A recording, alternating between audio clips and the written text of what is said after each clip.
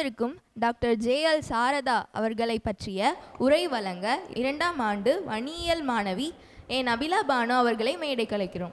இங்கே உதித்து எழ சில நேரம் சித்திரங்கள் சிதறி ஓட சங்கடங்களை சாதனையாக்க காத்திருக்கும் உங்கள் அனைவருக்கும் என் இனிய மகளிர் தின நல்வாழ்த்துக்கள். வரலாற்றில் தனக்கான பக்கங்களை தடைகளை தாண்டி நிரப்பியவர்கள் பலரே, ஆனால் அதில் பெண்மையால் வென்றவர்கள் சிலரே. அந்த சிலரில் ஒருவர்தான் இந்த சிங்கப்பெண். தன் மருத்துவ பணியால் புத்தம் புது உயிர்களை இப்புவிக்கு அறிமுகப்படுத்தியவர் இவர். அப்படிப்பட்ட இவரை அறிமுகம் செய்வதில் பெருமைப்படுகிறேன்.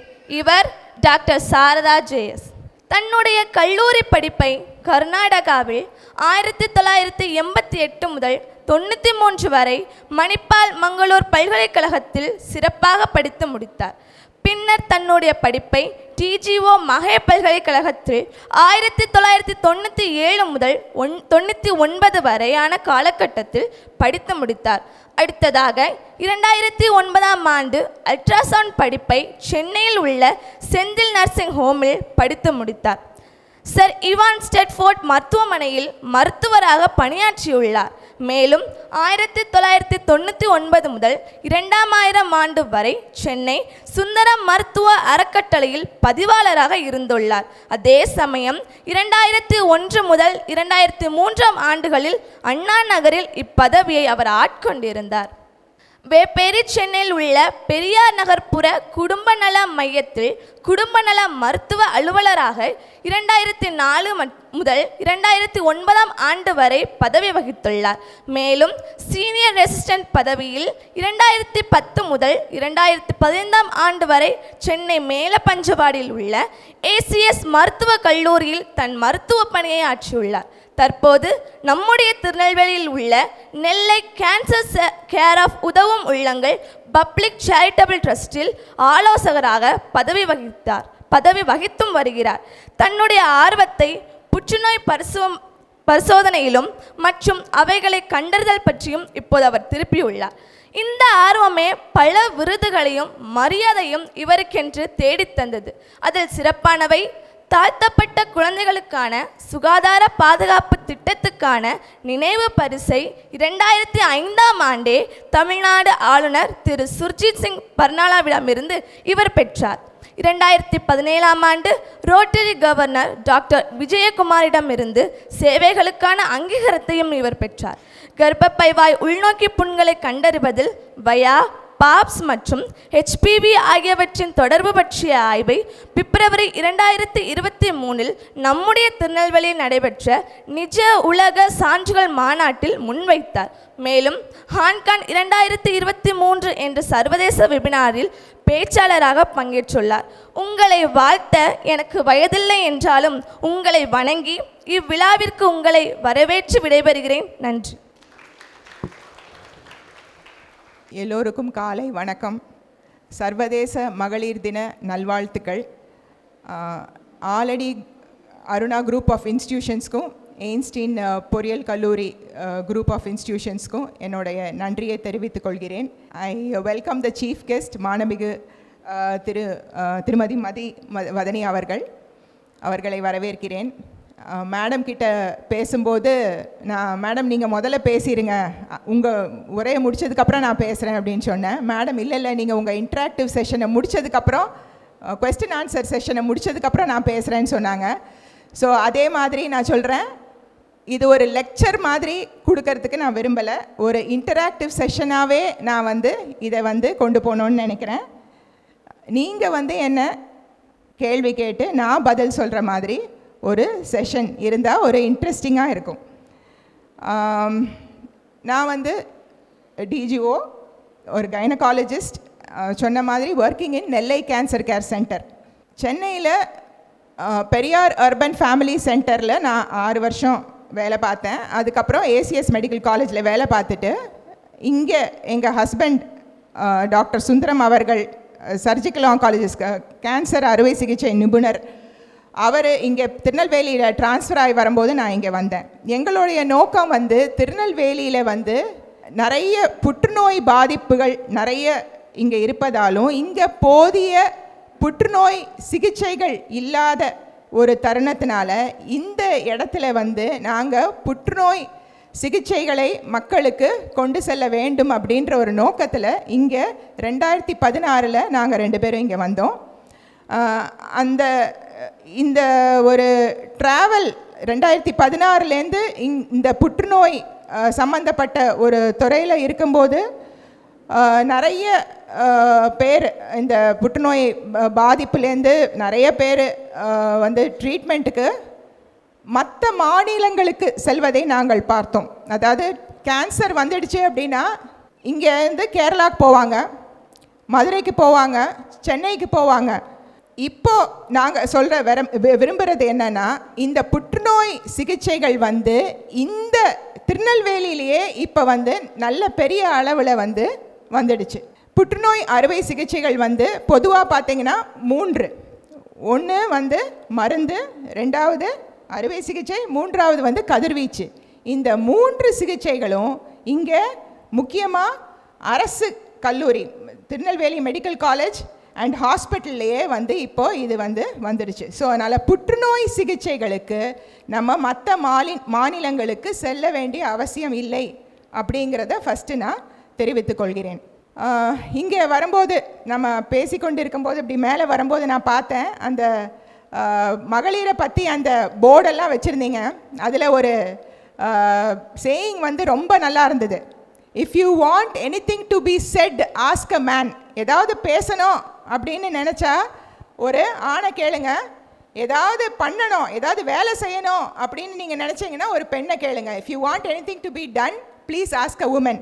ஸோ இதை விட ஒரு பொருத்தமான ஒரு என்ன சொல்கிறது சேயிங் வந்து எங்கேயுமே இல்லை.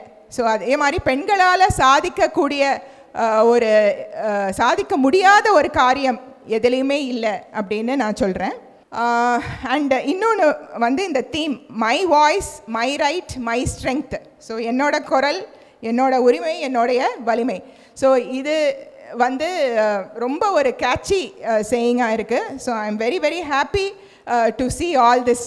சார்கிட்ட நான் பேசும்போது பொதுவாக எதை பற்றி பேசணும், ஏன்னா நான் கேன்சர் இன்ஸ்டிடியூஷன்லேருந்து வரேன், கேன்சரை பற்றி பேசணுமா, எதை பற்றி பர்டிகுலராக பேசணும் அப்படின்னு நீங்கள் நினைக்கிறீங்கன்னு கேட்டேன். நீங்கள் எங்கள் ஸ்டூடெண்ட்ஸ்க்கு நீங்கள் ஹெச்பிவி பற்றி பேசுங்க அண்ட் மென்ஸ்ட்ரல் ஹைஜீன் பற்றி பேசுங்க அப்படின்னு சொன்னாங்க. அதுக்கு முன்னாடி நான் ஒரு கேன்சரை பற்றி ஒரு இன்ட்ரடக்ஷன் கொடுத்துட்றேன். எங்கள் நெல்லை கேன்சர் கேர் வந்து திருநெல்வேலி, தென்காசி, தூத்துக்குடி இந்த 3 ஏரியாவும் நாங்கள் ஸ்க்ரீன் பண்ணுறோம். கேன்சருக்காக நாங்கள் வந்து ஒரு ஸ்க்ரீனிங் பரிசோதனைகள், கேன்சர் இருக்கா இல்லையா அப்படின்னு ஒரு பரிசோதனைகளை நாங்கள் வந்து செய்கிறோம். 2011லேருந்து இப்போ வரைக்கும் கிட்டத்தட்ட ஒரு 70,000 மக்களை நாங்கள் வந்து ஸ்க்ரீன் பண்ணியிருக்கிறோம். கிட்டத்தட்ட ஒரு 300 கேன்சர் பேஷண்ட்ஸை நாங்கள் ஐடென்டிஃபை பண்ணியிருக்கிறோம் அண்ட் அவங்களுக்கு ட்ரீட்மெண்ட் கொடுத்துருக்கோம். இப்போ நெல்லை கேன்சர் கேர் சென்டரில் எல்லா டைப் ஆஃப் சிகிச்சைகளும் நாங்கள் வந்து பண்ணுறோம்.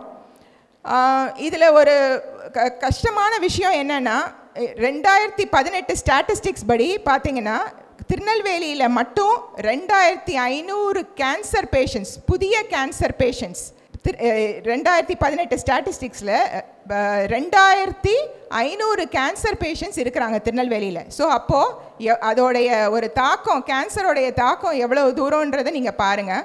ஒரு ஃபேமிலிலையும் ஒரு கேன்சர் பேஷண்ட் இருக்காங்க. ஆனால் கேன்சரை பார்த்து நீங்கள் அஞ்ச வேண்டிய கட்டாயம் இல்லை. இப்போ அதுக்கு எல்லா ட்ரீட்மெண்ட்டும் பர்டிகுலராக ஆரம்ப கால கட்டத்திலேயே அதை வந்து ஐடென்டிஃபை பண்ணும்போது ஒரு முழுமையான க்யூரேட்டிவ் ட்ரீட்மெண்ட் எங்களால் கொடுக்க முடியும். கேன்சர் பேஷண்ட்ஸ் கிட்டத்தட்ட ஒரு நார்மல் பேஷண்ட் மாதிரி அவங்க வாழ்க்கையை நடத்த முடியும். இப்போது இந்த கேன்சரை வந்து தடுக்கக்கூடிய ஒரு சிகிச்சை நம்மக்கிட்ட இருக்கா, ஒரு மருந்து இருக்கா அப்படின்னா அதாவது வரும் முன் வந்து நம்ம சில பழக்க வழக்கங்களை ஃபாலோ பண்ணலாம். சார் சொன்ன மாதிரி ஒரு பர்சனல் ஹைஜீன், நல்ல டயட்டு, ப்ராப்பர் எக்ஸசைஸு, ஹேபிட்ஸு, இதெல்லாம் வந்து நம்ம கடைப்பிடிக்கலாம். ஏதாவது வேக்சின், கேன்சரை தடுக்கக்கூடிய ஒரு வேக்சின் ஏதாவது இருக்கா அப்படின்னா புதுசாக இப்போ வந்து ஹியூமன் பேப்பிலோமா வைரஸ் வேக்சின் அப்படின்னு ஒன்று வந்திருக்கு, ஹெச்பிவி வேக்சின். ஸோ இது வந்து என்னென்ன கேன்சரை வந்து தடுக்கும் அப்படின்னு நம்ம பார்க்கறதுக்கு முன்னாடி இந்த ஹெச்பிவினா என்ன? இது ஒரு நுண்கிருமி, இது ஒரு வைரஸ், ஹியூமன் பேப்பிலோமா வைரஸ் அப்படின்னு சொல்லுவோம். இது வந்து எப்படி பரவுது அப்படின்னா, வைரஸ்னால் உங்களுக்கு தெரியும் இல்லையா, கொரோனா வைரஸ் மாதிரி இது ஒரு வைரஸ். ஸோ இது வந்து எப்படி பரவுதுன்னா, ஒருத்தர்கிட்டேருந்து இன்னொருத்தருக்கு உடல் உறவு மூலியமாகவோ இல்லை வேறு ஏதாவது இன்டிமேட் கான்டாக்ட்னு சொல்லுவோம். அதாவது நம்ம அந்த பாடி ஃப்ளூயிட்ஸ் வந்து எக்ஸ்சேஞ்ச் ஆகும் போது இந்த மாதிரி வந்து ஹெச்பிவி வந்து ஒருத்தர்கிட்டேருந்து இன்னொருத்தருக்கு வந்து பரவுது. ஹியூமன் பேப்பிலோமா வைரஸ் வந்து பரவுது. ஸோ இந்த வைரஸ்னால் கிட்டத்தட்ட ஒரு 6 டைப் ஆஃப் கேன்சர் வந்து வரக்கூடிய ஒரு அபாயம் உள்ளது. என்னென்ன கேன்சர் வரும் அப்படின்னா, வாய் கேன்சர், வாய் புற்றுநோய், கர்ப்பப்பை வாய் புற்றுநோய் மற்றும் பிறப்புறுப்பு வல்வா வெஜைனான்னு சொல்லுவோம் அந்த கேன்சர். அதுக்கப்புறம் ஆண்களுக்கு பீனைல் கேன்சர், ஆண்குறி புற்றுநோய். அப்புறம் ஏனல் கேன்சர், ஏனஸ்ன்னு சொல்லுவோம், நம்ம மலக்குடல் உடைய எண்டு ஏனஸ்ன்னு சொல்லுவோம். அந்த கேன்சரும் வரக்கூடிய ஒரு அபாயம் இருக்குது இந்த வைரஸ்னால். இதை தடுக்கக்கூடிய ஒரு வேக்சின் தான் இப்போ வந்து நம்மளுக்கு வந்திருக்கு. இந்த வேக்சின் வந்து 2010 இந்தியாவுக்கு வெளிநாட்டிலேருந்து நம்ம இறக்குமதி பண்ணிட்டோம். ஆனால் பெரிய லெவலில் இந்த வேக்சின் வந்து பெரிய லெவலில் உருவெடுக்கலை.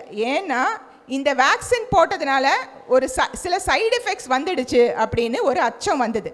எல்லாம் மீடியாவில் வந்து இந்த தடுப்பூசினால் இவ்வளோ சைடு எஃபெக்ட்ஸ் இருக்குது, யாரும் போட வேண்டாம், டெல்லியில் போட்டாங்க, ஹைதராபாத்தில் போட்டாங்க, அதனால் வந்து இவ்வளோ சைடு எஃபெக்ட்ஸ் இருக்குது, நிறைய பேர் இறந்துட்டாங்கன்னு. அது வந்து முற்றிலும் அதில் உண்மையே கிடையாது. அவங்களுக்கு வந்து இந்த வேக்சின் போட்டதுனால பாதிப்பு இல்லை, அவங்களுக்கு வேறு சில ஒரு காரணத்தினால அவங்களுக்கு பாதிப்பு வந்து அந்த பெண்கள் வந்து ஒரு சில பெண்களுக்கு வந்து நிறைய பாதிப்பு வந்து அவங்க இறக்க நேர்ந்தது. இப்போ இந்த வேக்சின் வந்து ஹெச்பிவி வேக்சின் நம்ம இந்தியாவிலேயே தயாரிக்கிறோம். அது பேர் வந்து சர்வாவேக் வேக்சின். சர்வாவேக் அப்படிங்கிற ஒரு வேக்சின், அப்படின்ற ஒரு தடுப்பூசி. இந்த தடுப்பூசி வந்து கர்ப்பப்பை வாய் புற்றுநோயை மெயினாக தடுக்குது. கர்ப்பப்பை வாய் புற்றுநோயை தடுப்பதற்காக இந்த வேக்சினை நம்ம வந்து பெண் குழந்தைகளுக்கு 9 வயதுலேருந்து 26 வயது வரைக்கும் நம்ம போட்டுக்க சொல்கிறோம். 26 வயதுக்கு மேலே 45 வயது வரைக்கும் இந்த வேக்சினை வந்து கொடுக்கலாம். ஆனால் இந்த வேக்சினோட எஃபெக்ட், இந்த வேக்சினோடைய அந்த பொட்டன்சின்னு சொல்லுவோம், அந்த வேக்சினோடைய செயல்பாடு வந்து சற்று குறைவாகவே இருக்குது. 26 வயசுக்கு மேலே நம்ம கொடுக்கும்போது இந்த வேக்சினோடைய அந்த பொட்டன்சி வந்து சற்று குறைவாகவே இருக்கிறது. ஸோ 9 வயதுலேருந்து 26 வயது பெண்களுக்கு இந்த வேக்சின், ஆண்களுக்கும் கொடுக்கலாம், இந்த வேக்சின் ஆண்களுக்கும் கொடுக்கலாம். ஆனால் உலக சுகாதார மையம் என்ன சொல்லுது, WHO என்ன சொல்லுது, நீங்கள் பெண்களுக்கு கொடுங்க. பெண்களுக்கு இந்த புற்றுநோயை நீங்கள் தடுக்கும் போது ஆண்களும் பயனடைகிறார்கள். இந்த வைரஸ் வந்து பெண்களுக்கு வந்து வரும்போது அந்த ஆன்டிபாடிஸ், இந்த வைரஸ் இந்த வேக்சினால இந்த ஆன்டிபாடிஸ் வந்து இந்த புற்றுநோயை தடுக்கும் போது ஆண்களும் பயனடைகிறார்கள் அப்படின்னு இந்த உலக சுகாதார மையம் வந்து சொல்லுது. WHO இதுதான் சொல்கிறாங்க. ஸோ 9 வயசுலேருந்து 26 வயசு வரைக்கும் நம்ம இந்த வேக்சின் கொடுக்கலாம். 9 வயசுலேருந்து 15 வயசு வரைக்கும் 2 டோஸ், 2 தவணையில் கொடுக்கணும். சப்போஸ் நான் இன்னைக்கு ஒரு குழந்தைக்கு நான் இன்னைக்கு ஒரு தவணை கொடுத்தேன்னா 6 மாதம் கழித்து இன்னொரு தவணை, 2 டோஸ். 15 வயசுக்கு மேலே 26 வயசு வரைக்கும் 3 தவணைகள். இப்போ ஒரு டோஸு, 2 மாதம் கழித்து இன்னொரு டோஸு, இன்னும் 4 மாதம், அதாவது ஃபஸ்ட்டு டோஸ்லேருந்து 6 மாதம் கழித்து 3வது தவணை. ஸோ 15 வயசுக்குள்ளே வந்து 2 தவணை, 15 வயசுக்கு மேலே 26 வயசு வரைக்கும் 3 தவணைகள். இது தயவு செஞ்சு இந்த வேக்சினை வந்து நீங்கள் எடுத்துக்கொள்ளணும். இந்த வேக்சினுக்கு பெரிய அளவில் எந்த பாதிப்பும் இல்லை. அதுதான் நான் வந்து இந்த உமன்ஸ் டேயில் இந்த மெசேஜை தான் நான் வந்து உங்களுக்கு சொல்ல விரும்புகிறேன். தயவு செஞ்சு எல்லாரும் இந்த வேக்சினை வந்து பயன்படுத்துங்க. இது வந்து கர்ப்பப்பை வாய் மட்டும் இல்லாமல் மற்ற சில கேன்சர்ஸையும் தடுக்கக்கூடிய ஒரு வேக்சின். கேன்சருக்கு வேக்சினே இல்லையா? கேன்சருக்கு ஏதாவது வேக்சின் இருக்குது நீங்கள் கேள்விப்பட்டிருக்கீங்களா? டிபிக்கு வேக்சின் இருக்கா? வேக்சின் அப்படின்னா என்ன? தடுப்பூசி. ஸோ நம்ம குழந்தைங்களுக்கெல்லாம் போடுறோம் இல்லையா தடுப்பூசி, எதுக்கெல்லாம் போடுறோம்? டிபிக்கு போடுறோம், தொண்டை அடைப்பான், கக்குவான் இல்லையா, ரணஜன்னி தடுப்பூசி, இதெல்லாம் கேள்விப்பட்டிருக்கீங்க இல்லையா? இப்போ சமீபத்தில் கொரோனா தடுப்பூசி இல்லையா? ஸோ ஆனால் கேன்சருக்கு ஒரு தடுப்பூசி இருக்கா? இல்லை. ஆனால் இந்த ஹெச்பிவி வேக்சின் வந்து இப்போ வந்திருப்பது வந்து ஒரு அரிய ஒரு வாய்ப்பு, அதை வந்து நீங்கள் பயன்படுத்திக்கோங்க. ஸோ ஹெச்பிவி வைரஸ் உடைய வேக்சின் பேர் வந்து சர்வாவேக் வேக்சின். ஹெச்பிவி வேக்சின் வந்து சர்வாவேக் வேக்சின். இது வந்து நீங்கள் ப்ரைவேட்டில் போட்டுக்கிட்டிங்கன்னா வந்து கொஞ்சம் காஸ்ட்லி. இப்போ கவர்மெண்ட்டே வந்து கொண்டு வர போகிறாங்க. ஸோ அது வந்து இப்போ மற்ற வேக்சினோட இணைக்க போகிறாங்க. அதனால் அதை வந்து தயவு செஞ்சு நீங்கள் இந்த வேக்சினை நீங்கள் எடுத்துக்கோங்க. ஸோ இது நம்பர் 1. வேக்சினை பற்றி ஏதாவது கொஸ்டின்ஸ் இருந்தால் எனக்கு கேளுங்க.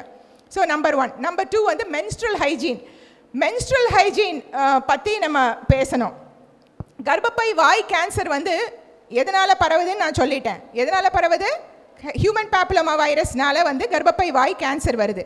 முக்கியமான காரணம் வந்து மென்ஸ்ட்ரல் ஹைஜீன். அந்த மாதவிடாய் சுழற்சி அப்போது நம்ம வந்து அந்த பிறப்புறுப்பை வந்து சரியாக அந்த ஹைஜீன் சுகாதாரத்தை நம்ம வந்து கடைப்பிடிக்கலைன்னா இந்த வைரஸ் வந்து ஈஸியாக பரவக்கூடிய ஒரு சூழ்நிலை ஏற்படுது. ஸோ இங்கே இருக்கிற நிறைய பேருக்கு நிறைய மாதவிடாய் ப்ராப்ளம்ஸ் இருக்கும். நான் உங்களை மாதிரி நிறைய கேர்ள்ஸை நான் பார்க்குறேன். ஸோ அதை ஓப்பனாக நீங்கள் இந்த மாதிரி ஒரு மீட்டிங்கில் நீங்கள் வந்து சொல்ல முடியாது. ஏதாவது உங்களுக்கு ப்ராப்ளம் இருந்ததுன்னா நீங்கள் என்னை டைரெக்டாகவே என்னை சென்டர்லேயோ இல்லை என்னோட கிளினிக்லேயோ நீங்கள் வந்து பார்க்கலாம். இல்லை நீங்கள் என்னை தொலைபேசி மூலியமாகவும் தொடர்பு கொள்ளலாம். ஸோ இந்த மென்ஸ்ட்ரல் ஹைஜீன் அப்படிங்கிறது வந்து ஒரு இன்றியமையாத ஒன்று. நம்ம இந்த மாதவிடாய் சுழற்சி அப்போது இந்த சுகாதாரத்தை நம்ம வந்து தன் சுகாதாரத்தை நம்ம கடைப்பிடிக்கலைன்னா அது வந்து பல்வேறு பிறப்புறுப்பு இன்ஃபெக்ஷன்ஸ்க்கு வந்து அது வழிவகுக்கும். இன்ஃபெக்ஷன்ஸ் அப்படின்னா நோய் தொற்று, அதுக்கு வந்து வழிவகுக்கும். இதுக்காகவே ஒரு மென்ஸ்ட்ரல் ஹைஜீன் டே அப்படின்னு வந்து உலக சுகாதார மையம் வந்து வச்சுருக்காங்க. மென்ஸ்ட்ரல் ஹைஜீன் டே அது என்னைக்கு? Menstrual hygiene day when is it? 28 மே. 28 மே வந்து வேர்ல்டு மென்ஸ்ட்ரல் ஹைஜீன் டே. அது ஏன் 28 மே வச்சுருக்காங்க அப்படின்னா 28ங்கிறது அந்த மாதவிடாய் சுழற்சி cycle, menstrual cycle. Once in 28 டேஸ்ன்னு நம்ம சொல்லுவோம். 28 மே வந்து 5வது மாதம் இல்லையா? 5வது மாதம். So May 28 is kept as the world hygiene day, menstrual hygiene டே அப்படின்னு நம்ம வந்து வச்சுருக்கோம். ஏன்னா இந்த மென்ஸ்ட்ரல் ஹைஜீனோட இம்பார்ட்டன்ஸை வந்து இதோட முக்கியத்துவத்தை வந்து நம்ம மக்களுக்கு கொண்டு போனோம் அப்படின்ற ஒன்று. ஸோ இந்த மென்ஸ்ட்ரல் ஹைஜீனை நம்ம எப்படி கடைபிடிக்கணும்? நம்ம பொதுவாக என்ன சொல்கிறோம் அப்படின்னா, நீங்கள் சானிட்ரி பேட் யூஸ் பண்ணுங்கள். அந்த சானிட்ரி பேடை அட்லீஸ்ட் ஒரு ஒன்ஸ் இன் 4 to 5 hours அதை நீங்கள் மாற்றணும். பேடை வந்து மாற்றணும். காலையில் இப்போ இந்த மாதிரி ஸ்கூல் சில்ட்ரனோ இல்லை காலேஜ் படிக்கிறவங்களோ காலையில் வந்துட்டீங்க அப்படின்னா சாயந்தரம் வீட்டுக்கு போகிற வரைக்கும் ஒரே பேடு. ஸோ அந்த மாதிரி நீங்கள் பண்ணக்கூடாது. You have to change it in between. ஒரு 4 மணி நேரத்துக்கு ஒரு தடவையாவது அந்த இதை மாற்றுங்க. அது மட்டும் இல்லாமல் நீங்கள் வந்து அது சுகாதாரமாக அந்த பேடை வந்து டிஸ்போஸ் பண்ணணும். அந்த பேடை வந்து ஜஸ்ட்டு ஓப்பனாக ஒரு பின்னில் போடுறது அந்த மாதிரியெல்லாம் பண்ணாமல் அதை சுகாதாரமாக நீங்கள் வந்து அந்த பேடை வந்து கழிக்கணும். ஸோ இதையும் நாங்கள் வந்து ரொம்ப ஸ்ட்ரெஸ் பண்ணுறோம். மென்ஸ்ட்ரல் உங்களுக்கு சில அந்த மென்சஸ் அப்போ சில உபாதைகள் இருக்கும். சில பேருக்கு கிராம்ப்ஸ்ன்னு சொல்லுவோம், வயிறு வலி, தலைவலி, இந்த மாதிரி சில ப்ராப்ளம்ஸ், மூட் ஸ்விங்ஸ் அப்படின்னு சொல்லுவோம். ஸோ இதெல்லாம் இருக்கும். அந்த மாதிரி உபாதைகள் ஏதாவது இருந்தால் நீங்கள் உங்களுடைய மருத்துவரை அணுகி தயவு செஞ்சு இதுக்கெல்லாம் நீங்கள் ட்ரீட்மெண்ட் எடுத்துக்கோங்க. நிறைய தண்ணி குடிங்க. Ideal wait is very important. இப்போ வந்து பார்த்தீங்கன்னா ஒபேசிட்டி, உடல் பருமன் வந்து ரொம்ப ரொம்ப ஒரு கேடை விளைவிக்கும். அது கேன்சரில் கொண்டு போய் முடியும். So you have to maintain the ideal body weight. So ideal body வெயிட்ன்றது என்ன? ஒரு 20 to BMIன்றது வந்து ஒரு 20 to 25. BMIன்னு என்ன சொல்லுவோம் நம்ம? BMI என்னது? Yes, body mass index. So இது வந்து ஒரு 20 to 25 இருந்தால் ஒரு ஓரளவுக்கு ஐடியல் பாடி வெயிட். ஸோ இதை நீங்கள் வந்து ஒரு 25க்கு மேலே போனாலே வி சே ஒபேசிட்டின்னு சொல்கிறோம். அது ஒரு 40க்கு மேலே போனால் மார்பிட் ஒபேசிட்டி அப்படின்னு சொல்கிறோம், ரொம்ப உடல் பருமன். ஸோ தயவு செஞ்சு மெயின்டைன் யுவர் வெயிட். ஸோ உங்கள் வெயிட்டை மெயின்டைன் பண்ணோன்னா நீங்கள் என்ன பண்ணணும்? கரெக்டான ஃபுட் ஹேபிட்ஸ் இல்லையா, கரெக்டான ஃபுட் ஹேபிட்ஸ் எடுக்கணும். காலையில் எந்திரிக்கணும். Don't skip breakfast. பிரேக்ஃபாஸ்ட்டை நீங்கள் காலை உணவை நீங்கள் வந்து தவிர்க்காதீங்க. கரெக்டாக சாப்பிடுங்க. வேலைக்கு கரெக்டாக சாப்பிடுங்க. நிறைய வெஜிடபிள்ஸ் சாப்பிடுங்க. நிறைய தண்ணி குடிங்க. ஜங்க் ஃபுட் சாப்பிடாதீங்க. இப்போ நான் திருநெல்வேலிக்கு வந்து பார்த்தா தெருவுக்கு தெரு வந்து பரோட்டா கடை, அப்படி தானே இல்லையா? பரோட்டா சாப்பிடாதீங்க. யாராவது வந்து என்ன உள்ளே வச்சிட போகிறாங்க. பரோட்டா சாப்பிடாதீங்க, அது வந்து நல்லதில்லை. ஸோ இந்த மாதிரி பரோட்டா ஃபாஸ்ட் ஃபுட்டு இப்போல்லாம் பானிபூரி, பேல்பூரி, அது என்னது ஃப்ரைட் ரைஸ், அப்புறம் பிஸ்ஸா, பர்கர், இதெல்லாம் தயவு செஞ்சு வீட்டில் அம்மா சமைக்கிற உணவை சாப்பிடுங்க. இந்த மாதிரி ஐட்டம்ஸை நீங்கள் சாப்பிட்டீங்கன்னா என்ன ஆகும்? வெயிட் வைக்கும். வெயிட் வச்சா என்ன ஆகும்? மாதவிடாய் சுழற்சி வந்து அஃபெக்ட் ஆகும் இல்லையா? So please maintain an ideal body weight. So உடல் பருமனை வந்து தயவு செஞ்சு தவிர்த்திடுங்கள். கரெக்டான வெயிட்டை வந்து மெயின்டைன் பண்ணுங்க. கரெக்டான ஹேபிட்ஸு.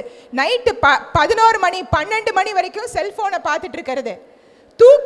தூக்கம் அப்படிங்கிறது வந்து ரொம்ப ரொம்ப இம்பார்ட்டண்ட்.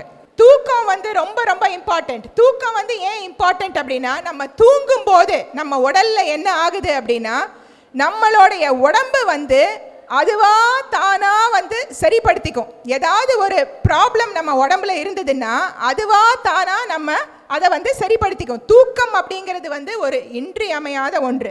ஸோ அட்லீஸ்ட் ஒரு 7 hours to 8 hours sleep is very important. So நீங்கள் இதெல்லாம் நீங்கள் கடைப்பிடிச்சீங்க அப்படின்னா உங்களுக்கு இந்த மாதிரி menstrual ப்ராப்ளம்ஸ் வந்து வராது.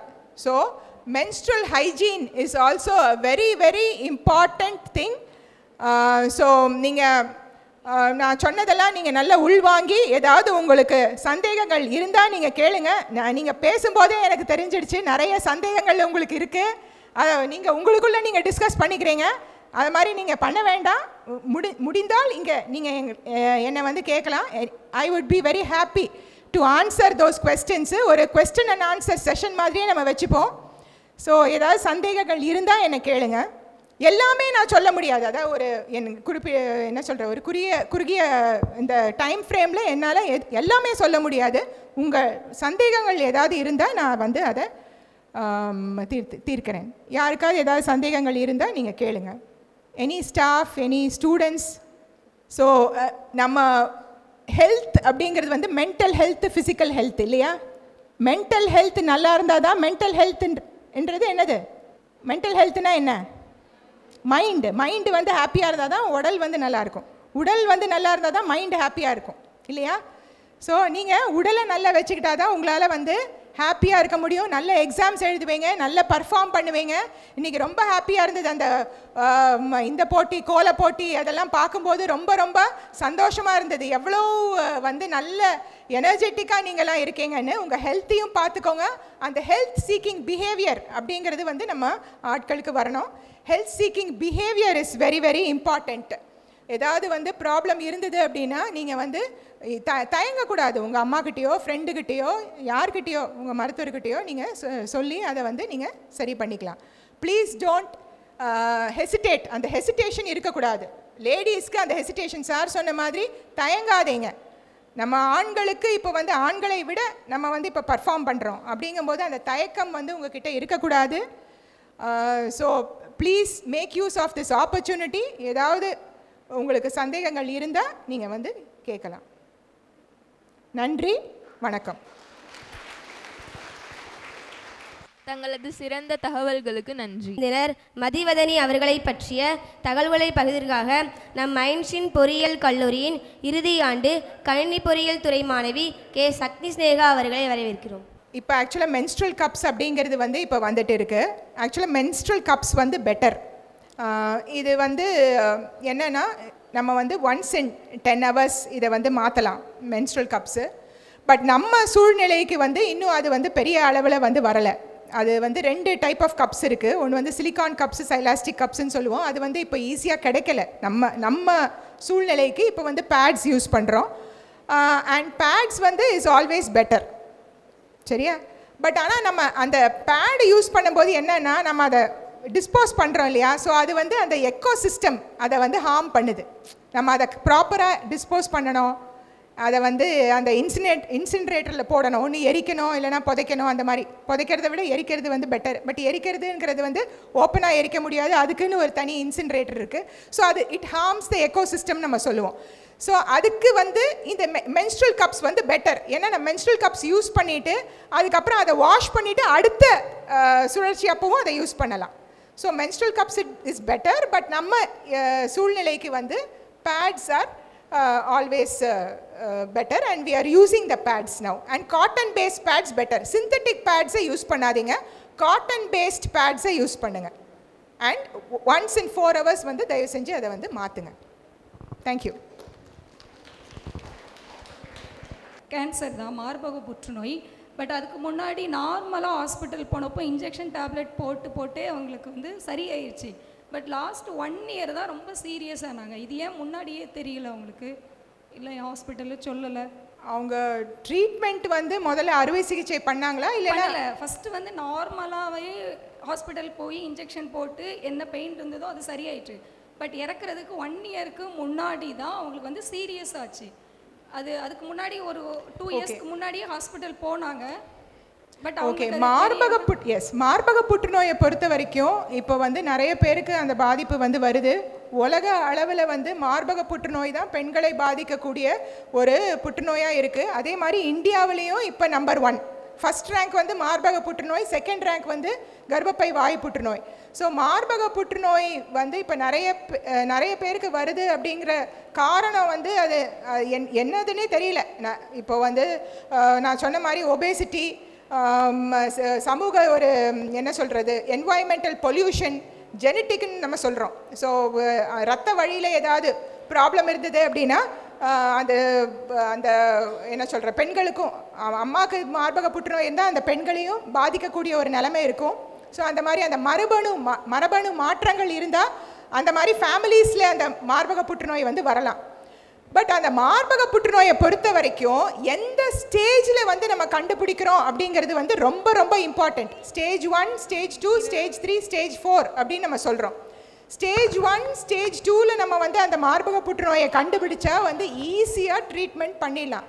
ஆனால் பெரும்பாலான மக்கள் வந்து ஸ்டேஜ் 3, ஸ்டேஜ் 4ல் தான் வராங்க. நம்ம சவுத் தமிழ்நாடுவை பொறுத்த வரைக்கும் நாங்கள் அதான் பார்க்குறோம். ஏன் வந்து அதனால தான் இந்த மாதிரி வந்து விழிப்புணர்வு நிகழ்ச்சிகள்லாம் ரொம்ப தேவை அப்படின்னு நான் நினைக்கிறேன். ஏன்னா இந்த மாதிரி நம்ம பேசும்போது அட்லீஸ்ட் அவங்க வந்து இல்லை டாக்டர் எனக்கு வந்து மார்பகத்தில் ரொம்ப நாளாக ஒரு கட்டி இருக்குது, ஆனால் அந்த கட்டி வந்து வலியே இல்லாமல் இருக்குது, நான் அதனால் கவனிக்கலை, இது என்னவா இருக்கும் அப்படின்னு வந்து கேட்பாங்க. பார்த்தா அவங்களுக்கு வந்து அந்த கட்டி மார்பகத்தில் மட்டும் இல்லாமல் அது போனுக்கு போயிருக்கும், இல்லை நுரையீரலுக்கு போயிருக்கும். ஸோ அந்த மாதிரி எந்த ஸ்டேஜில் வந்து அவங்க கண்டுபிடிச்சாங்க அந்த மார்பக கேன்சரை அப்படிங்கிறது அது ரொம்ப இம்பார்ட்டண்ட்டு. அண்டு அவங்க அறுவை சிகிச்சை அழிக்காமல் வந்து அவங்க வெறும் மருந்து இல்லை ரேடியேஷன் கொடுத்துருந்தாங்கன்னா அது ஒருவேளை அட்வான்ஸ் ஸ்டேஜாக இருந்திருக்கலாம். அட்வான்ஸ் ஸ்டேஜ் கேன்சர்ஸை ட்ரீட் பண்ணுறது ரொம்ப கஷ்டம். ஸ்டேஜ் 4 பரவன கேன்சரை ட்ரீட் பண்ணுறது ரொம்ப கஷ்டம். அப்படிங்கும்போது அது கொஞ்சம் நீங்கள் சொன்ன மாதிரி ரொம்ப சீரியஸ் ஆகி தான் வந்து அது என்ன சொல்கிறது அந்த இறக்க நேரிடும். ஸோ நாங்கள் என்ன சொல்ல விரும்புகிறோன்னா ஸ்டேஜ் 1, ஸ்டேஜ் 2ல் நீங்கள் வந்தீங்க அப்படின்னா ஒரு முழுமையான ட்ரீட்மெண்ட் வந்து கொடுக்க முடியும். உங்களுக்கே தெரியும், இப்போது சார் சொல்லிட்டு இருந்தாங்க ஃபில்ம் ஆக்டர்ஸை வந்து நம்ம கூப்பிட்டு பண்ணலாமா நிகழ்ச்சின்னு. இப்போ ஃபில்ம் ஆக்டர்ஸை நாங்கள் எக்ஸாம்பிளாக நாங்கள் சொல்கிறோம். ஆக்ட்ரஸ் கௌதமி இருக்கா இல்லையா, ஆக்ட்ரஸ் கௌதமிக்கு வந்து மார்பக கேன்சர் இல்லையா, எல்லாருக்கும் தெரியும். ஆனால் அவள் வந்து பிரெஸ்ட் கன்சர்வேட்டிவ் சர்ஜரி அப்படின்னு ஒன்று பண்ணிக்கிட்டா. ஆரம்ப காலத்திலேயே அதை வந்து கண்டறிஞ்சதுனால அவள் வந்து இந்த மார்பகத்தில் மினிமல் அதை சின்ன அறுவை சிகிச்சை பண்ணி இப்போ ஓரளவுக்கு நார்மல் லைஃப்பை வந்து அவள் லீட் பண்ணிகிட்ருக்கா. ஸோ அவளை ஒரு எக்ஸாம்பிளாக நம்ம சொல்கிறோம். ஸோ லாஸ்ட் ஸ்டேஜில் வரும்போது நம்மளுக்கு ஒரு முழுமையான சிகிச்சை வந்து அளிக்க முடியாது, அது வந்து ரொம்ப சீரியஸாக தான் போகும். ஃப்ரெண்டோட அம்மாவுக்கு வந்து இப்போ தான் பிரெஸ்ட் கேன்சர் ஆப்ரேஷன் பண்ணி எடுத்துட்டாங்க. ஸோ ஸ்டார்டிங் ஸ்டேஜ் தான் சொன்னாங்க, எடுத்துட்டாங்க. இதுக்கப்புறம் அவள் பயம் இல்லாமல் வேறு எதுவும் அதுக்கப்புறம் வராதா? ஸ்டார்டிங் ஸ்டேஜில் எடுத்துட்டாங்க அப்படின்னா அவங்க ஓரளவுக்கு நார்மல் லைஃப் வந்து அவங்க லீட் பண்ணலாம். ஆனால் அவ்வப்போது மருத்துவர்கிட்ட வந்து பரிசோதனை பண்ணிக்கணும். எவ்ரி இயர் வந்து அவங்க பரிசோதனை பண்ணிக்கணும். அவங்க அடுத்த மார்பகத்தையும் அவங்க ஸ்க்ரீன் பண்ணணும். அடுத்த மார்பக பரிசோதனையும் அவங்க பண்ணிக்கணும். மேமோகிராம்னு நம்ம சொல்லுவோம். அது வருஷம் அந்த பரிசோதனை பண்ணிக்கணும். செஸ்ட் எக்ஸ்ரே அதையும் பார்க்கணும். வயிறு ஸ்கேனும் பார்க்கணும். ஸோ வருஷம் அவங்க வந்து அந்த கேன்சரோடைய பாதிப்பு இல்லைனாலும் அவங்க வந்து பரிசோதனை பண்ணிகிட்டே இருக்கணும். Thank you ma'am. ஓகே.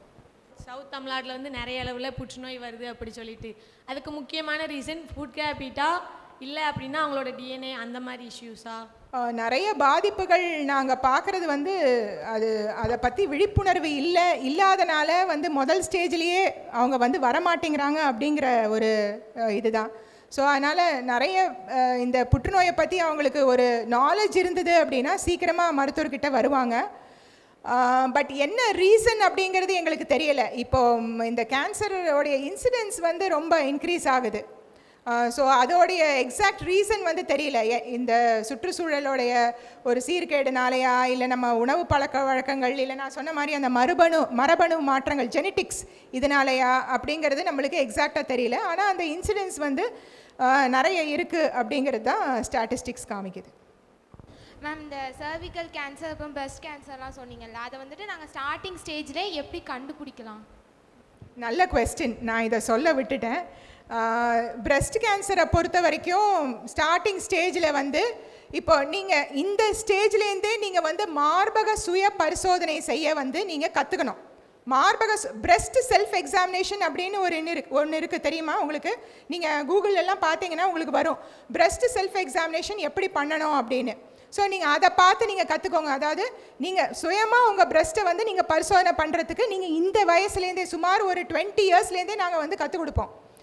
பிரஸ்ட்டை வந்து நீங்கள் சுய பரிசோதனை அவ்வப்போது நீங்கள் முக்கியமாக மாதவிடாய் முடிந்ததுக்கப்புறம் நீங்கள் வந்து ஒரு மந்த்லி ஒன்ஸோ இல்லை 2 மாதத்துக்கு ஒரு தடவையோ நீங்கள் வந்து மார்பக சுய பரிசோதனை செய்ய வந்து நீங்கள் கற்றுக்கணும். அதை செய்து பார்க்கணும். அப்போ தான் மார்பகத்தில் ஏதாவது கட்டி இருந்ததுன்னா நீங்கள் வந்து அதை கண்டுபிடிப்பீங்க.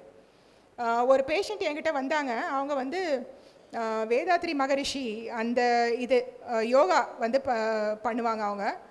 அவங்க பண்ணும்போது அந்த யோகாசனம் பண்ணும்போது அவங்களாவே டயக்னோஸ் பண்ணிக்கிட்டாங்க.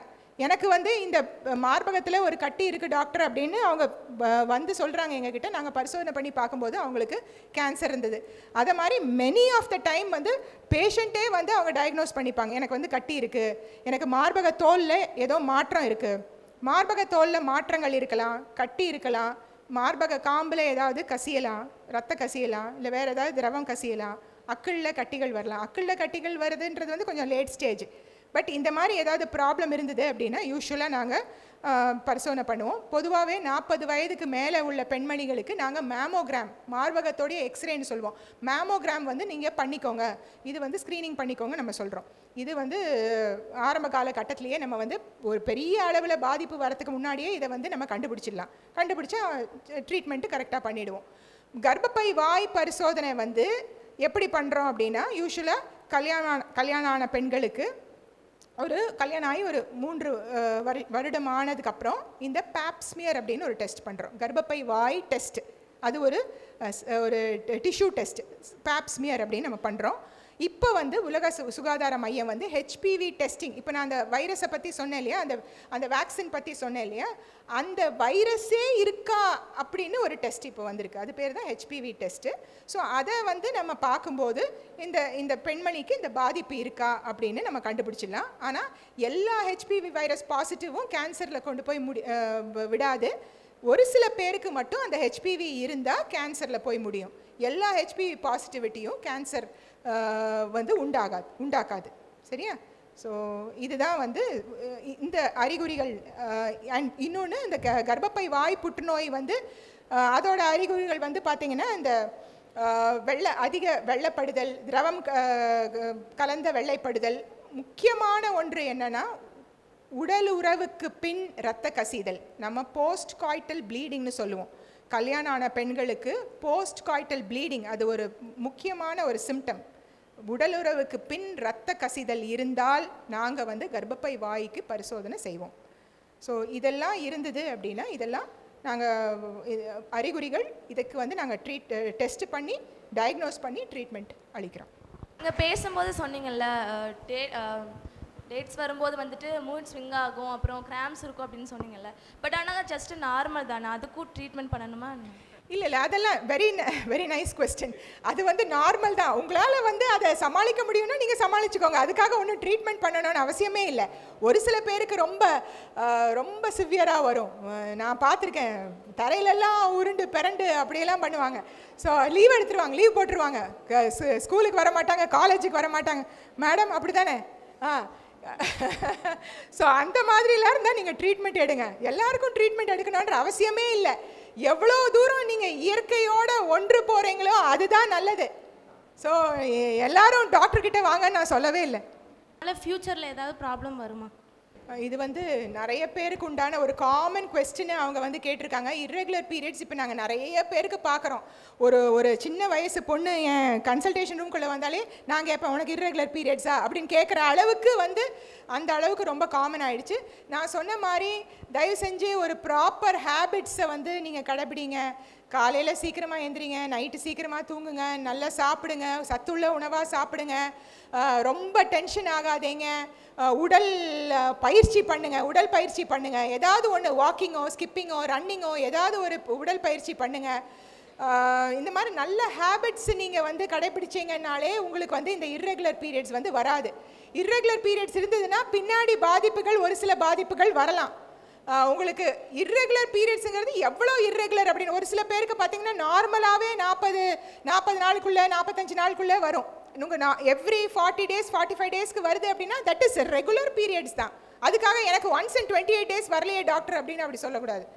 ஸோ உங்களுக்கு ஒரு சில பேருக்கு பார்த்தீங்கன்னா பீரியட்ஸ் வரவே வராது, மாத்திரையை போட்டு தான் வரும். அந்த மாதிரி உள்ளவங்க ட்ரீட்மெண்ட் எடுக்கலாம். இல்லை வந்து ஒரு 3 மாதத்துக்கு ஒரு தடவை, அப்புறம் 6 மாதத்துக்கு ஒரு தடவை அந்த மாதிரி வருதுன்னா ட்ரீட்மெண்ட் எடுக்கலாம்.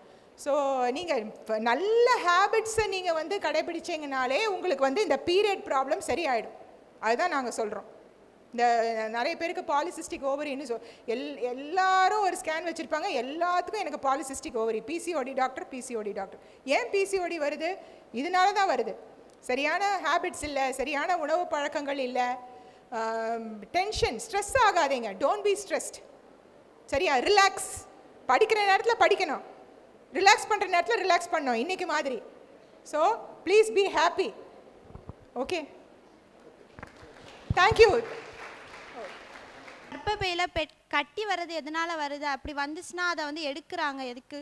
கர்ப்பப்பையில் வந்து கட்டி வரதுன்றது வந்து அது சகஜம்தான். ஒரு சில பேருக்கு அந்த ஃபைப்ராய்ட் கட்டிகள் வரும், ஒரு சில பேருக்கு வேறு கட்டிகள், அது டிஃப்ரெண்ட் டைப்ஸ் ஆஃப் கட்டிகள் இருக்குது. எல்லா கட்டிக்கும் கர்ப்பப்பையை அகற்றணுன்ற அவசியம் கிடையாது. இப்போ வந்து ஒரு ரூலே வந்திருக்கு, தேவையில்லாமல் கர்ப்பப்பையை எடுக்கக்கூடாது அப்படிங்கிற ஒரு ரூலே இப்போ வந்திருக்கு. அதனால் எல்லாத்துக்கும் வந்து கர்ப்பப்பையை எடுக்கணுங்கிற அவசியம் கிடையாது.